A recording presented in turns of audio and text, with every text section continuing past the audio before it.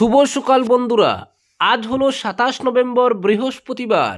আজকের সকালের বিশেষ বিশেষ খবর হলো 2006 এর আগের ভেঞ্চার স্কুলের শিক্ষক কর্মচারীদের পদ প্রাদেশিকীকরণে আইন সংশোধন, গ্রামাঞ্চলের বেসরকারি শিক্ষা প্রতিষ্ঠানের মাশুল 25% রেহাইয়ের প্রস্তাবে বিল, অপ্রাদেশিকৃত শিক্ষা প্রতিষ্ঠানের শিক্ষক ও কর্মচারীর পদ প্রাদেশিকীকরণ আইন সংশোধন সহ বুধবার সদনে একাধিক বিল উত্থাপন করেন শিক্ষামন্ত্রী রনজ পেগু। অপ্রাদেশিকৃত শিক্ষা প্রতিষ্ঠানের শিক্ষক কর্মচারীর পদ প্রাদেশিকীকরণ আইন সংশোধন 2025-এর ফলে 2006 সালের 1 জানুয়ারির আগের অপ্রাদেশিকৃত শিক্ষা প্রতিষ্ঠানের শিক্ষক ও কর্মচারীদের পদ প্রাদেশিকীকরণ সম্ভব হবে। এদিন প্রাদেশিকৃত শিক্ষা প্রতিষ্ঠানের ফিক্সড পে অশিক্ষক কর্মচারীর জন্য আরেক সংশোধনী বিল উত্থাপন করা হয়। এই বিলের মাধ্যমে ফিক্সড পে কর্মচারীদের বেতন বছরে 6% বৃদ্ধি করা হবে। প্রাদেশিকৃত শিক্ষা প্রতিষ্ঠানে নিয়োজিত টিউটর শিক্ষকদের বেতনও বছরে 6% বৃদ্ধি হবে। এছাড়া বেসরকারি শিক্ষা প্রতিষ্ঠানের মাশুল নিয়ন্ত্রণ সংক্রান্ত এক বিলে গ্রামাঞ্চলের বেসরকারি শিক্ষা প্রতিষ্ঠানের মাশুল 25% হ্রাস করার প্রস্তাব রাখা হয়েছে বলে জানিয়েছেন শিক্ষামন্ত্রী পেগু। এদিকে 7টি স্বায়ত্তশাসিত পরিষদের আর্থিক লেনদেনে শৃঙ্খলা আনার জন্য 7টি সংশোধনী বিল উত্থাপন করেন উপজাতি উন্নয়ন মন্ত্রী পেগু।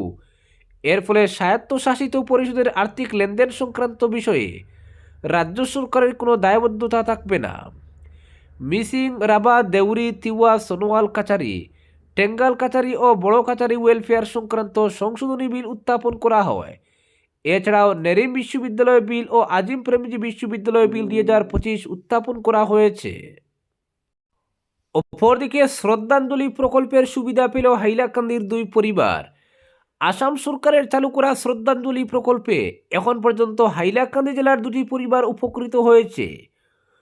পূর্বে বহির্রাজ্যে অসামান্য বা দুর্ঘটনাজনিত কারণে কারো মৃত্যু হলে মৃতদেহ বাড়িতে আনতে পরিবারের আর্থিক অসুবিধার কারণে নানা সমস্যা দেখা দিত। অনেক সময় পরিবারকে স্থানীয় বিধায়ক বা রাজনৈতিক ব্যক্তিত্বের কাছে সাহায্যের জন্য ছুটতে হতো। এই পরিস্থিতি দূর করতে রাজ্য সরকার এগিয়ে আসে শ্রদ্ধাঞ্জলি নামের নতুন প্রকল্পের মাধ্যমে বহির্রাজ্যে গিয়ে প্রাণ হারানো আসামের বাসিন্দাদের মৃতদেহ সম্পূর্ণ সরকারি খরচে বাড়িতে পৌঁছে দেওয়ার ব্যবস্থা করা হয়েছে। এ উদ্দেশ্যে আসাম পুলিশের স্পেশাল ব্রাঞ্চ ও জেলা পুলিশকে দায়িত্ব অর্পণ করা হয়েছে। এখন পর্যন্ত হাইলাকান্দি জেলায় 2 পরিবার এই সুবিধা লাভ করেছে। আজ এই প্রকল্পের অধীনে নিতাইনগর গ্রামের 19 বছরের যুবক কবির আহমেদ লস্করের মৃতদেহ অন্ধ্রপ্রদেশ থেকে হাইলাকান্দিতে ফিরিয়ে আনা হয়। গত 21 নভেম্বর অন্ধ্রপ্রদেশের কাকিনাডা জেলার টুনি রেলওয়ে স্টেশনে এক দুর্ঘটনায় কবির আহমেদ মৃত্যুবরণ করেন। হাইলাকান্দি পুলিশ যথাযোগ্য মর্যাদা ও সম্মানের সঙ্গে মৃতদেহটি পরিবারের হাতে তুলে দেয়। Senior police super Amitabh Sinha জানান, এর আগে গত 28 সেপ্টেম্বর কাটলিটোলার যুবক শিব রায়ের মৃতদেহ বেঙ্গালুরু থেকে শ্রদ্ধাঞ্জলি প্রকল্পের অধীনে সরকারি খরচে হাইলাকান্দিতে আনা হয়েছিল। বহির্রাজ্যে আসামের কোনো বাসিন্দাদের অস্বাভাবিক বা আকস্মিক মৃত্যু হলে দ্রুত মৃতদেহ ফিরিয়ে আনতে তিনি পরিবারের সদস্যদের সরাসরি স্থানীয় থানায় যোগাযোগ করার অনুরোধ জানান। শ্রদ্ধাঞ্জলি প্রকল্পের অধীনে মৃতদেহ পরিবহনের সম্পূর্ণ ব্যয়ভার বহন করছে আসাম সরকার। সংশ্লিষ্ট রাজ্যের পুলিশ, চিকিৎসা বিভাগ ও অ্যাম্বুলেন্স পরিষেবার সঙ্গে সমন্বয় করে মরদেহের সম্মানজনক পরিবহনের কাজটি করছে আসাম পুলিশের স্পেশাল ব্রাঞ্চ এবং জেলা পুলিশ। উল্লেখ্য, আসাম সরকার গত 1 জুন শ্রদ্ধাঞ্জলি প্রকল্পটি চালু করে 1 অক্টোবর থেকে তা সম্পূর্ণরূপে কার্যকর হয়। অপরদিকে নিলামবাজারে নির্বাচনী রণডঙ্কা বাজালেন লুরিনজ্যোতি গগৈ।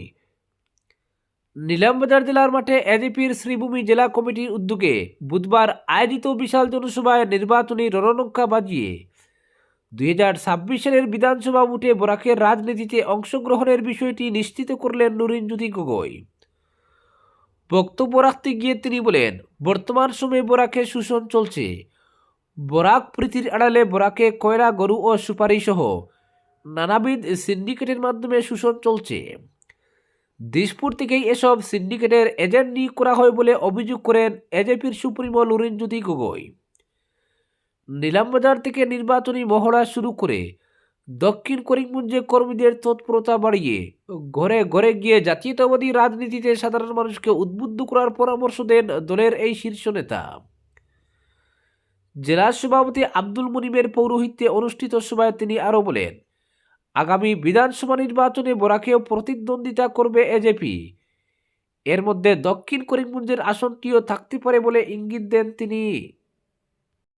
অপরদিকে ৫ গ্রামের ভাঙ্গন এলাকার জন্য ১৪ কোটির প্রকল্প বললেন পীযূষ হাজারিকা। কমলাক্ষের প্রশ্নের জবাবে জল সম্পদ মন্ত্রী। ৫ গ্রামের সিঙ্কিং জোনের সংস্কারের জন্য রাজ্যের জল সম্পদ মন্ত্রক ১৪ কোটি টাকার একটি প্রকল্প হাতে নিয়েছে। এর মধ্যে কয়েক কোটি টাকা ব্যয় কাজের জন্য ইতিমধ্যেই টেন্ডারও ডাকা হয়েছে। বুধবার বিধানসভায় একথা জানিয়েছেন পীযূষ হাজারিকা।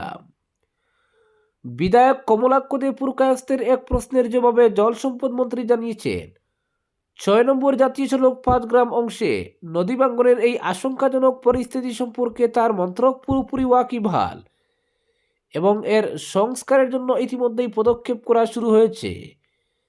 আগামী মাসে তিনি নিজেও এই অঞ্চলের পরিদর্শন করে পরবর্তী পদক্ষেপের বিষয়ে সিদ্ধান্ত নেবেন।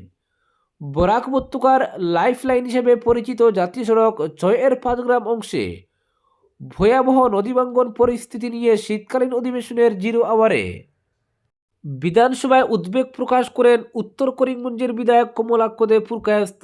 তিনি সতর্ক করে বলেন, এই গুরুত্বপূর্ণ সড়কে বড় ধরনের ক্ষয় হলে বরাক উপত্যকার ৪৫ লক্ষ মানুষ সম্পূর্ণ বিচ্ছিন্ন হয়ে পড়তে পারে এবং ত্রিপুরা, মিজোরাম ও মেঘালয়ের সঙ্গে যোগাযোগ ব্যবস্থাও ভেঙে পড়বে। ৫ গ্রাম পেট্রোল পাম্প এলাকার প্রায় ১ কিলোমিটার দীর্ঘ অংশটিকে অত্যন্ত ঝুঁকিপূর্ণ বলে উল্লেখ করে পুরকায়স্থ আশঙ্কা প্রকাশ করেন, যে কোনো মুহূর্তে রাস্তা নদীর গর্ভে বিলীন হওয়ার মতো পরিস্থিতি তৈরি হয়েছে। তিনি বলেন, অস্থায়ী ব্যবস্থা নয়, দ্রুত স্থায়ী সমাধান অত্যাবশ্যক এবং জল সম্পদ মন্ত্রীকে প্রকল্পটিকে অগ্রাধিকার দেওয়ার অনুরোধ জানান। বর্তমান অগ্রগতির কথা তুলে ধরে তিনি উল্লেখ করেন, ২০১৬-র আগে জল সম্পদ দফতর 60-40 দফতর হিসেবে পরিচিত ছিল, তবে মুখ্যমন্ত্রী হিমন্ত বিশ্ব শর্মা ক্ষমতায় আসার পর এবং পীযূষ হাজারিকা মন্ত্রকের দায়িত্ব নেওয়ার পর থেকে কাজের ধরনে পরিবর্তন এসেছে। ২০২১ সালে তিনি যখন ওই ক্ষয়স্থল পরিদর্শনে যান তখন অবস্থা ছিল করুণ, কিন্তু ২০২৫ সালে এসে তিনি জিও ব্যাগ ও জিও টিপ ব্যবহারের ফলে কিছুটা অগ্রগতি লক্ষ্য করেছেন। এই সমস্যার জবাবে জল সম্পদ মন্ত্রী পীযূষ হাজারিকা পরিস্থিতির গুরুত্ব স্বীকার করে জানান যে তার মন্ত্রক ইতিমধ্যেই প্রয়োজনীয় পদক্ষেপ নিতে শুরু করেছে। দফতরের মুখ্য প্রকৌশলী সহ শীর্ষ কর্মকর্তারা ঘটনাস্থল পরিদর্শন করে সার্ভে সম্পন্ন করেছেন এবং স্থায়ী সমাধানের জন্য প্রকল্প প্রণয়ন করেছেন। মন্ত্রী আরও জানান, ১৪ কোটি টাকার স্থায়ী সুরক্ষা প্রকল্প প্রস্তাবিত হয়েছে, যার মধ্যে ৪ কোটি টাকার টেন্ডার ইতিমধ্যে জারি করা হয়েছে। ৫ গ্রাম সিঙ্কিং জোনের ডাউনস্ট্রিম দিকে অ্যান্টি ইরোশন কাজ শুরু করার জন্য পীযূষ হাজারিকা আশ্বাস দিয়ে বলেন, আমরা অ্যান্টি ইরোশন ব্যবস্থা নিয়েছি। ১৫ ডিসেম্বরের মধ্যে বরাক উপত্যকা পরিদর্শনে গিয়ে কাজ শুরু করার চেষ্টা করব।